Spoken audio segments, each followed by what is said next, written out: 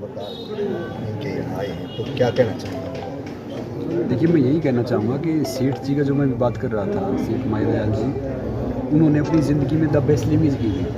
उन्होंने कुछ अच्छा किया तो हम सब इकट्ठे हुए हैं। तो इनसे एक मैसेज यही है कि हमें भी ज़िंदगी में कोशिश करनी चाहिए कि सेल्फलेस सोचना चाहिए कि हम किसके लिए क्या कर सकते हैं अच्छा, किसके लिए क्या बेहतरीन हम ज़रिया बन सकते हैं, किसी ज़रूरतमंद बच्चों का या बाकी चीज़ का।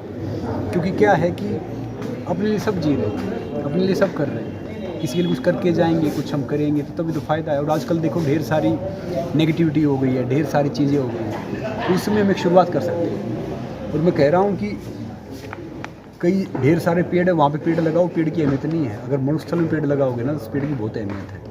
आजकल है ना, जो हमारी जो समाज की सिचुएशन है, फिलहाल मरुस्थल हो गई, तो कोशिश करो कि एक पौधा लगाओ, वो बिल्कुल इतना हरा भरा हो जाएगा कि छाँव के साथ हमें फल भी देगा।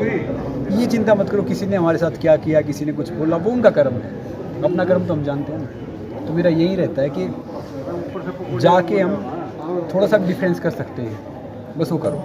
और कभी भी ज़िंदगी में है ना, कभी भी अपने सपने देखना मत छोड़ो। जब तक दुनिया वाले आपके सपने पे हंस नहीं रहे ना, तो समझ लो आपका सपना छोटा है। कोशिश करो, पूरा करने की कोशिश करो, आगे बढ़ो। आप ग्रामीण इलाके से संबंधित हैं, गाँव में खेले हैं, बॉलीवुड तक पहुँचना चाहते हैं। मैं जो अपनी लाइफ से मैं एक बात कहना चाहूँगा सबको कि हर रोज़ है ना, अपनी शुरुआत जीरो से करो। कभी भी अपने आप को परफेक्ट समझो ही नहीं, हमेशा सीखने की कोशिश करो और हिम्मत मत हारो। ज़िंदगी में कोई चीज़ नहीं होती, क्या होता है कि किसी दिन हमें फ़ायदा होता है, हम खुश हो जाते हैं, किसी दिन थोड़ा सा होता है, हम लो हो जाते हैं। आजकल देख रहे हैं हम कि मोस्टली स्ट्रेस का, डिप्रेशन का, डॉक्टर साहब ये दिन को पता है कि ये सब है। ये सब पता क्यों है? हमारी वो अपनी सोचे का है। और मैं सबको कहना चाह रहा हूँ कि आप कितना ही बाहर से मंगवाए पानी पी लो, कितने प्रोटीन खा लो, कितने विटामिन खा लो, जब तक आपके दिल और दिमाग में जो चल रहा है ना उससे डील नहीं किया ना, you are not healthy, you are not perfect. तो हमेशा ज़मीन से जुड़े रहो और वो मोरल वैल्यूज़ के साथ आगे आओ। और देखो, एक जहाज देखा ना आपने, आसमान में तब जाता है पहले ज़मीन पे भागता है, सीधा आसमान में नहीं भाग सकता। तो ज़िंदगी में भी आगे बढ़ना है ना, तो ज़मीन से जुड़े रहो, तब आप जहाज़ की तरह टेक ऑफ कर सकते हैं। और नॉर्मली आना फिर वही पे। तो बखूबी ये है कि ज़िंदगी एक खूबसूरत एक अपॉर्चुनिटी है। एक बटरफ्लाई होता है, देखा ना आपने, तितली देखी ना हमने, उसकी उम्र होती है 7 दिन, मुश्किल से 7 से 10 दिन, 12 दिन। तो उसमें वो कितनी खुशियाँ देके जाती है। हमें जलती हुई दिखती है, हम उसको पकड़ भी लेते हैं, हाथ पे रखे उड़ाते भी हैं कि वो पहले उड़ाते थे कि पास होंगे, फेल होंगे। तो ज़िंदगी हमारी वही है, इसको ना हर पल एंजॉय करो। कल कभी नहीं आता, जो हम सोचते हैं ना कल हम कर लेंगे, कल ये चीज़ें हो जाएंगी, उससे कर लेंगे, ये दुश्मनी के लिए, ये ऊंचा नीचा दिखाने के लिए, बाकी चीज़ करने के लिए, घमंड के लिए ज़िंदगी बहुत छोटी है। तो हर पल जी। सेलिब्रिटी है, चाहे उसमें खिलाड़ी, देखो, राजनीति वैसे बुरी चीज़ नहीं है, क्योंकि आना चाहिए, करना चाहिए, मगर आजकल राजनीति है ना, एक वो दलदल है कि आप कितने ही साफ कर लो कि भैया मैं तो साफ रहूँगा, आप कूदोगे तो चीटे तो लगेंगे, कुछ ना कुछ तो होगा ही।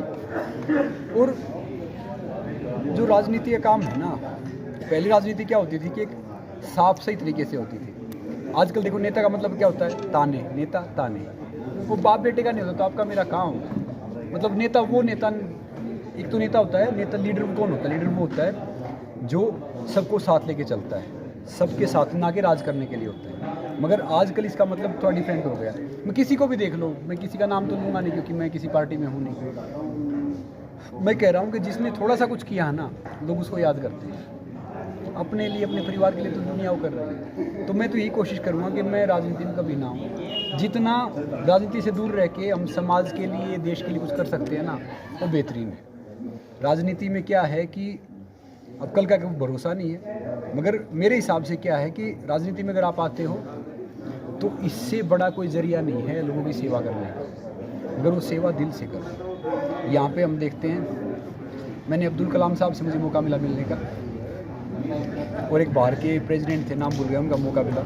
उनकी संपत्ति होती थी 500 रुपये, 700 रुपये, 800 रुपये। आज गांव में एक सरपंच बन जाएगा, उसकी संपत्ति करोड़ों में मिलेगी। तो राजनीति का मतलब ये नहीं है कि लोगों पे हुकूमत करना है या अपने पैसे कमाना है या पैसे इकट्ठा करना है। राजनीति का मतलब है कि हम जो भी हो, आपका राज्य है, जहाँ पे भी आप रहते हो ना, कहते हैं ना कि जैसे अब भगवान राम का मंदिर बन रहा है, सारे कह रहे हैं, तो मैं उनसे कह रहा था कि भगवान राम, श्री राम पता कब बने थे मर्यादा पुरुषोत्तम? या तो एक रात पहले राजा बनने वाले थे, या वो केकई वाला इंसिडेंट हुआ और आके पूछा गया तो बिल्कुल वो दशरथ साहब बैठे हुए वो सब किए, राम को बुलाया गया रात को, या तो राजा बनने वाले थे सुबह, रात को बुलाया गया।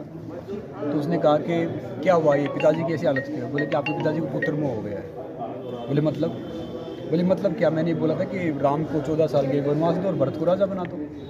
तो राम ने कुछ भी बोला, बस बोला इतनी छोटी सी बात है, लंग कर देता हूँ। तो वहाँ से वो श्री राम बन गए। आज की राजनीति उल्टी है। अच्छा 14 साल में क्यों जाऊँ, मैं तो राजा बनूंगा, ये सब करूँगा। तो आजकल क्या है, किसी को ना आप थोड़ा सा गलती से हटा दो, किसी गाड़ी देख के अगर आपने सलाम नहीं किया ना, नॉर्मली नहीं किया, तो सोचेगा मैं इसका नुकसान कैसे करूँगा। ये सारी ज्वलंत मुद्दा किसान आंदोलन में उसी बात कहते हैं। पिछले 80 दिन से वो बैठे हुए हैं। प्रधानमंत्री मोदी ने कहा कि एक टेलीफोन कॉल की दूरी, वो इंतजार कर रहे हैं, कॉल नहीं आ रही। इस बारे में क्या कहना चाहिए? देखिए, मैंने इस पर काफ़ी स्टडी किया है। मैं भी किसान फैमिली से, उस दिन से मैं देख रहा हूँ इस मुद्दे को।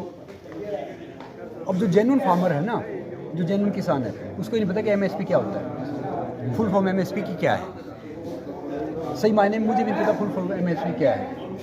पहले जेन्युइन किसान थे, अब उनके पीछे ढेर सारे नेता बैठ गए जो अपनी नेतागिरी चमका रहे हैं। मैं नहीं कह रहा हूँ कि आंदोलन करना गलत है, जो किसानों की मांग जाए सरकार को माननी चाहिए, मगर जो मासूम किसान है ना वो पिस रहे हैं। अब टिकैत साहब ये सब बैठे, इनके फादर साहब बहुत अच्छे थे, मैं जानता हूँ इनके जो फादर साहब थे, महेंद्र सिंह टिकैत साहब को। अब जब टिकैत साहब के 2 बयान आए ना, गोला लाठी दे के कर दो, वो बयान थे 15-16 साल के बच्चों वाले बयान है।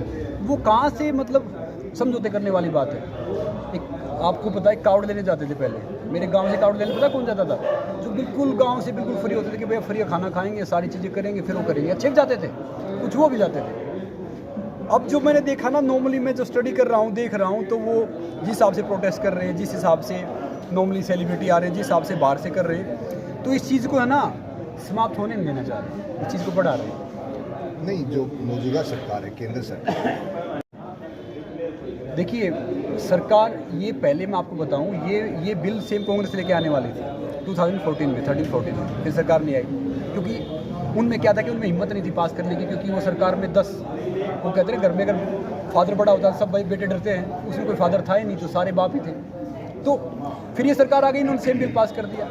कांग्रेस होती तो ये विरोध करते, अब ये है तो कांग्रेस विरोध करती। सरकार का तो ये काम आप भी जानते हो, कोई भी सरकार हो गई वो हमेशा एक दूसरे बिल का विरोध करती रहेगी। अब ये सरकार का मुद्दा है, उनका मुद्दा है। मैं तो यही कह रहा हूँ कि हर चीज़ का हल आपसी बातचीत से निकलता है, और जो छोटे किसान हैं, जो गांव से जो बेचारे ज़रूरतमंद हैं, मैं कह रहा हूँ कि उनको पिछले नहीं देना चाहिए, चाहे वो कैसा ही कुछ हो। सरकार को भी देखना चाहिए कि भैया वो कैसे बात करे, इनको भी देखना चाहिए, ऐसे समझदार आदमी लेके आओ। वो नहीं कि टिकैत साहब जैसे बता दिए, गोला लाठी दे देंगे, वो झंडा उसके पीछे दे दिया, वो तो भैया तलवार से काटेंगे, वो थोड़ी मारेंगे। सुई और तलवार में बहुत फ़र्क होता है। सुई क्या करती है कि जोड़ती है हर चीज़ को, तलवार हर चीज़ को काटती है। अब जब तलवार वाला सुई वाला काम करेगा तो कैसे काम होगा? सुई वाला तलवार वाला नहीं कर सकता, तलवार वाला सुई वाला नहीं कर सकता। तो टिकैत साहब तो तलवार से जोड़ने की बातचीत हल है इसका, बात हर चीज़ का, इसका नहीं, हर चीज़ का बातचीत हल है। चाहे आप कितना ही कुछ कर लो, कितना ही बन जाओ, और वो एक पहिया होता है ना, सिमका घूमता है, तो बातचीत करके ये समाधान हो सकता है, सरकार से भी और इधर से भी। उनको अपने प्रतिनिधित्व हटाने चाहिए, सरकार को कोई दूसरे आदमी लेके आएंगे, दूसरे लेके आएंगे, जो शांति से, जो हर तरीके से बातचीत करे, उस मुद्दे को सुलझाएं। क्योंकि मैं आप यही कह सकते हैं, हम कितने प्रोटेस्ट कर लें, कितना ही कुछ कर लें, ये नहीं, दूसरी सरकार आएगी, दूसरी तीसरी आएगी, फिर बात वही होगी, फिर कहाँ होगी? गलती सरकार की, गलती उसकी नहीं है। गलती ये है कि भैया सरकार कौन है, उसको हम चुनते हैं। They are our servant, they are not our boss. अब हम चुनते हैं किसको बनाना, मगर क्या पता है क्या, वोट के टाइम तो हम ये देखते हैं कि मेरा फ़ायदा कौन करेगा। अच्छा मेरा थोड़ी सी ज़मीन ये बढ़ा देगा, अच्छा मेरी ज़मीन थोड़ी ये घटा देगा, मेरा वो कर देगा। हम है ना अपने समाज के लिए, देश के लिए वोट ही नहीं करते, हम अपने पर्सनल फ़ायदे के लिए वोट करते हैं। अब भुगतो भैया सारी चीज़ें, चाहे दूसरी सरकार आए, चाहे तीसरी सरकार आए, वो ऐसे ही राज करते रहेंगे, ऐसी सारी चीज़ करते रहेंगे, जब तक आप समझदार नहीं बनोगे, अपने वोट का अहमियत नहीं जानोगे। चाहे सरकार कोई हो, देखो मैं किसी सरकार में नहीं हूँ, किसी उसमें नहीं हूँ, मगर मैं अपना वोट उसको देता हूँ कि भैया मुझे लगेगा कि देश के लिए सही है। मेरा ऑप्शन भी गलत हो सकता है, मगर क्या है कि वो सही तरीका यूज़ तो करो, उस राइट्स का यूज़ तो करो। अब कोई मोखरा से खड़ा हो गया, भैया पहलवान है मैं तो उसको दूंगा, मदीना से खड़ा हो गया, भैया मदीना का मैं उसको दूंगा, लाला जी खड़े हुए, लाला जी अपने जाने वाले मैं उसको दूंगा। हमें ये आपसी भाईचारा ये सब छोड़ के देखना चाहिए, वह समझदार इंसान कौन है, समाज को, देश के आगे कौन लेके जा सकता है, हम उसको वोट करेंगे। ठीक है सर।